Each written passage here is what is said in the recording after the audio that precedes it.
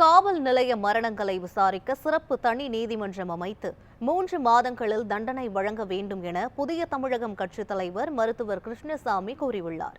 இது தொடர்பாக மதுரையில் செய்தியாளர்களுக்கு பேட்டியளித்த அவர், தமிழகத்தில் மட்டும் காவல் நிலைய சித்திரவதை சம்பவங்கள் நடைபெறுவது ஏன் என வினவினார்.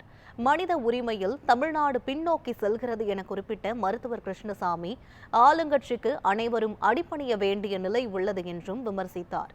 காவல் வழக்குகளில் முன்னாள் முதலமைச்சர் கருணாநிதி தலையீடு செய்வதில்லை என்று தெரிவித்த மருத்துவர் கிருஷ்ணசாமி, காவல் நிலைய மரணங்கள் குறித்து தமிழ்நாடு அரசு வெள்ளை அறிக்கை வெளியிட வேண்டும் என்றும், அஜித்குமார் மீது திருட்டு புகார் கொடுத்த நிகிதாவை விசாரிக்க வேண்டும் என்றும் வலியுறுத்தினார்.